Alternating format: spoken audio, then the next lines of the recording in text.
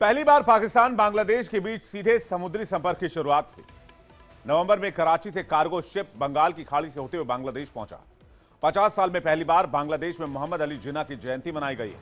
ये बातें मैं आपको इसलिए बता रहा हूं क्योंकि बांग्लादेश पाकिस्तान से प्यार की पींगे बढ़ा रहा है। वो जिन्ना को अब बांग्लादेश का राष्ट्रपिता घोषित करने की भी मांग की जा रही है। बांग्लादेश ने पाकिस्तान के साथ अपनी वीजा सिक्योरिटी क्लियरेंस पॉलिसी खत्म कर दी है।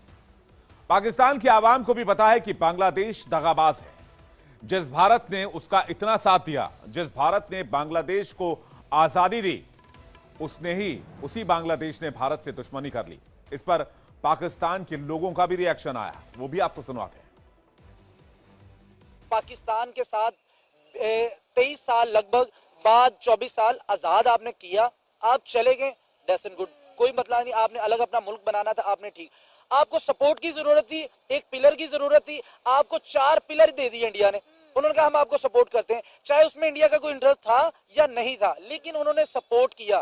बिल्कुल बांग्लादेश को उन्होंने खुलेआम वेलकम किया। बांग्लादेशियों ने, अब जब इनकलाब आता है ना, तो भाई वो किसी भी मुल्क में हो, वो अपने मुल्क की हद तक रहना चाहिए।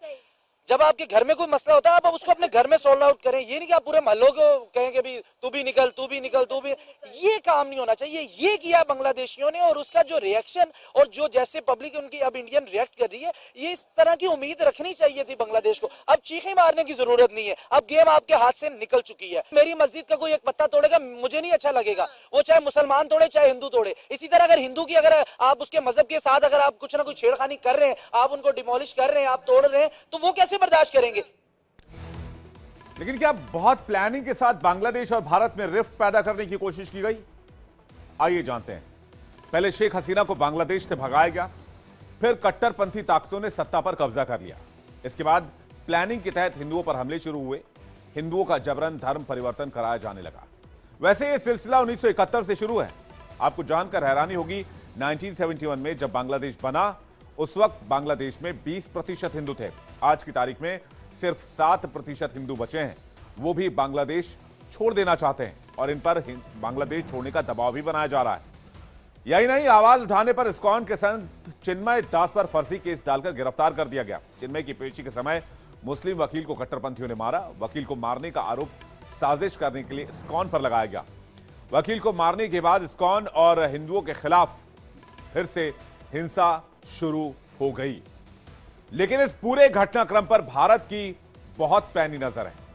इसलिए विक्रम मिस्री पहुंचे हैं बांग्लादेश में हिंसा और कट्टरपंथ के बढ़ते प्रभाव को देखते हुए भारत के विदेश सचिव विक्रम मिस्री ढाका के दौरे पर पहुंचे। वहां हिंसा और खासकर हिंदुओं को टारगेट करने के मुद्दे को उन्होंने उठाया है। विक्रम मिस्री का यह दौरा बांग्लादेश के लिए एक मौके की तरह भी देखा जा रहा है। अगर इसे गंवा दिया और हिंदुओं पर हो रहे हमले नहीं रुके, तो बांग्लादेश का हश्र क्या होगा, यह फिलहाल नहीं कहा जा सकता है। हालांकि ढाका में विक्रम मिस्री के पहुंचने से पहले उम्मीद यह जताई जा रही है कि बांग्लादेश ऐसी कट्टरपंथी ताकतों पर कुछ ठोस कदम जरूर उठाएगा। ढाका में विक्रम मिस्री ने क्या बयान दिया, आपको सुनवाते हैं। The UN General Assembly in New York in September this year, and my visit follows those interactions and is the first foreign secretary level structured engagement between the two sides following those developments. Today's discussions have given both of us the opportunity to take stock of our relations, and I appreciate the opportunity today to have Bangladesh में जो कुछ भी हो रहा है उस पर भारत बहुत सख्त है, भारत बहुत गंभीर है। बांग्लादेश को हर घटना के बाद आईना दिखाई जा रही है। बांग्लादेश में विदेश सचिव का जाना और जाकर हिंदुओं पर अत्याचार बंद करने की बात कहना इस बात का उदाहरण है कि बांग्लादेश से जो तस्वीर आ रही है उसे पूरे देश में आक्रोश बढ़ रहा है। भारत भी इन तस्वीरों को देखकर चिंतित है। इसे लेकर दिन भर देश में प्रदर्शन का दौर चलता रहा। हरियाणा के अंबाला की तस्वीर आप देख रहे हैं, जहां पर बांग्लादेश के खिलाफ जोरदार प्रदर्शन हुआ। वहीं जम्मू कश्मीर के कठुआ और डोडा में भी प्रदर्शन हुए हैं। तस्वीरें आपको दिखाते हैं। एक एक करके तस्वीर देश के अलग अलग राज्यों से ठीक इसी तरह से सामने आ रही है।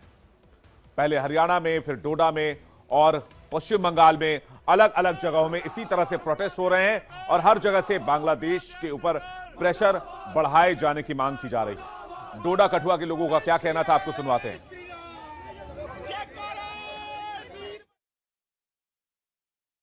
हिंदू को जागने की बहुत जरूरत है। हमारे ये बांग्लादेश की बात नहीं है, हमारे हिंदुस्तान में ही कई बार ये बांग्लादेश के जैसे एपिसोड हो चुके हैं, लेकिन हिंदू नहीं जाग रहा है। आज हिंदू को जागने की बहुत जरूरत है। आज नहीं जागोगे तो कब जागोगे? आज हमारे देश में कितने बांग्लादेशी घुस गए हैं, कोई विचार नहीं कर रहा है। वो हमारे घर तक पहुंच गए हुए हैं। यहाँ हमारे समाज में कई प्रकार के काम बांग्लादेशी आकर कर रहे हैं। बांग्लादेश के हालात तो हमारे हिंदुस्तान में बने हुए हैं, लेकिन अगर आज भी सरकार या हमारे समाज ने कुछ नहीं किया तो आने वाला वो समय हम अपने बच्चों को देकर जाएंगे कि बांग्लादेश यहाँ ही बन जाएगा। और यहाँ से बांग्लादेश के हिंदू तो भागकर हिंदुस्तान में आ रहे हैं, लेकिन अगर हिंदुस्तान से भागना पड़ा तो हिंदू कहाँ जाएगा? बांग्लादेश में अल्पसंख्यकों के ऊपर जो हो रहे अत्याचार, अल्पसंख्यकों की जो प्रॉपर्टी को लूटा जा रहा है, उनकी प्रॉपर्टी को जलाया जा रहा है, माताओं बहनों के साथ दुष्कर्म किया जा रहा है, लोगों के गले काटे जा रहे हैं।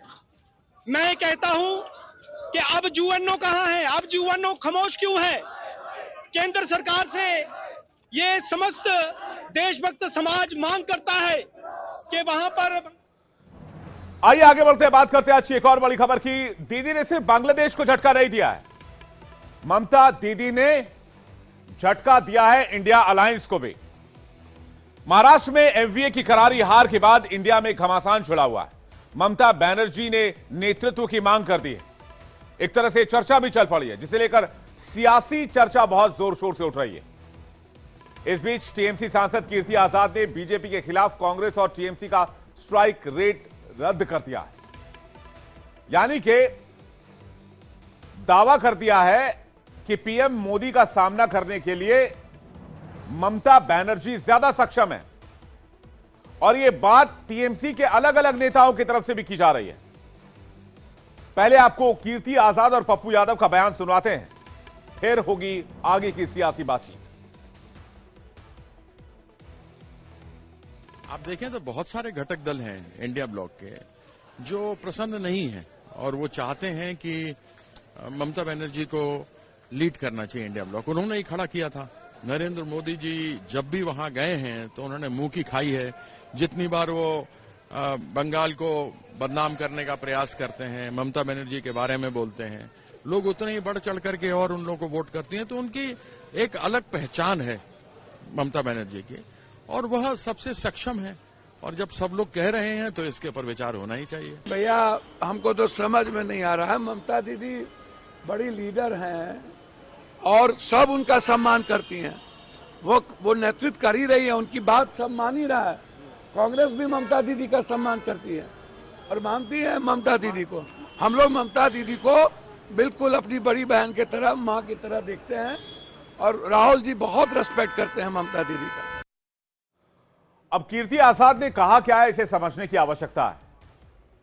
कांग्रेस से गठबंधन के कई दल खुश नहीं है। कांग्रेस का बीजेपी के सामने स्ट्राइक रेट 10% का है, यानी कि बात स्ट्राइक रेट पर आ गई, जबकि ममता बनर्जी का स्ट्राइक रेट 70% का है। बीजेपी से सीधी लड़ाई में ममता बनर्जी ही सक्षम है, यह दावा है कीर्ति आजाद का। और वो ये भी कहते हैं कि ममता बनर्जी को ही इंडिया ब्लॉक को लीड करना चाहिए। गठबंधन के सारे घटक दल बदलाव चाहते हैं, लेकिन बात जब स्ट्राइक रेट की निकली है तो स्ट्राइक रेट के लिहाज से तस्वीर भी आपके सामने रख देते हैं। 2024 के इलेक्शंस की बात करें तो 99 सीट कांग्रेस से जीती, स्ट्राइक रेट 30% रहा। 2019 में कांग्रेस ने 52 सीटें जीती 12% के स्ट्राइक रेट के साथ। 2014 में कांग्रेस ने 44 सीटें जीती 9% के स्ट्राइक रेट के साथ। अब ममता बनर्जी वर्सेस राहुल गांधी की तस्वीर अगर सामने रखी जाए तो क्या तस्वीर उभरती है? 7 बार सांसद, बंगाल की सीएम, 2011 से मुख्यमंत्री ममता बनर्जी, प्रशासनिक अनुभव, लेकिन राहुल गांधी के पास प्रशासनिक अनुभव नहीं है।